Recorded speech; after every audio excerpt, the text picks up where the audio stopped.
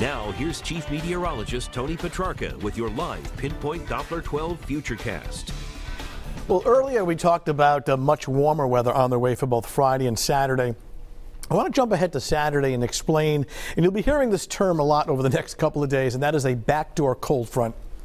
These are very typical during the early spring, and they can really bring a dramatic change in the weather. Here's the cold front. Now, this is Saturday morning, 6 a.m., and here's the cold front. Most of our cold fronts approach either from the west or northwest, but this one will back down from the northeast since it gets the nickname of backdoor cold front. And it's really separating two seasons, a winter chill to the north and northern New England, and then springtime warmth to the south. And which side of this boundary you're on makes all the difference in the world. Now, on Saturday afternoon, the temperature spikes into the upper 60s to lower 70s, while it's 72 in Providence, it's 27 in Burlington, Vermont.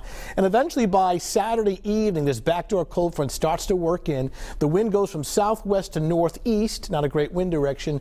So by Sunday afternoon at noon, it's only 41 degrees. We're talking about a 30-degree temperature drop from Saturday to Sunday, and that's the backdoor cold front and why it's going to be such a roller coaster ride this weekend as far as the temperature. In North Kingstown, skies are clear. You can see the lights of the Newport Pell Bridge off in the distance. In fact, we'll take it down to Newport Harbor. It's a nice night, cool. Temperatures now are in the 30s in most locations. Cumberland now coming in at 37, so tracking a dry, chilly night. That big warm-up for both Friday and Saturday. Temperatures near the shoreline will be a little cooler, and then that roller coaster ride due to the backdoor cold front coming up this weekend. Look at temperatures, or actually a satellite and radar composite showing really just dry conditions overhead right now.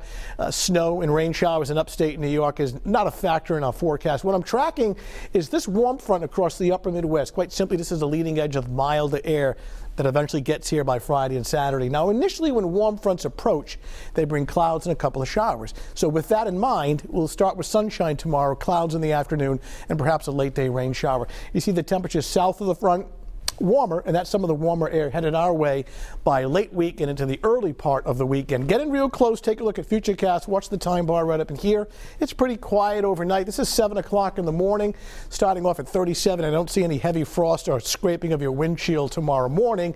So we start bright, and then the clouds start to take over during the afternoon. And take note, 60 in Smithfield tomorrow afternoon, 49 in Newport. So it's much cooler along the shoreline with the wind off the water, mainly cloudy skies. I don't see a lot of rain, but by late day and early evening around the commute, a couple of scattered rain showers through tomorrow night. Nothing significant. And then later tomorrow night, skies will be clearing back out. So we start off with sunshine tomorrow morning and dry. Temperatures initially in the upper 30s to lower 40s. And then during the afternoon, sunshine fading through increasing clouds. That chance of a late day, early evening, scattered light rain shower. There's your big warm up for Friday and Saturday, and then a dramatic change on Sunday. Not only is it much cooler on Sunday, it is damp and raw with drizzle and fog, and the high temperature only in the 40s. Unfortunately, the wet weather spills over into Marathon Monday in Boston, milder with some rain showers. I'll have another update tonight at 11 o'clock, and meteorologist Michelle Muscatello in tomorrow morning at 4:30 a.m. With more updated information. How's that for a 50-50 weekend? So if you're going to do work outside, probably the best day to do it is Saturday. There you go. All right. Thank you, Tony.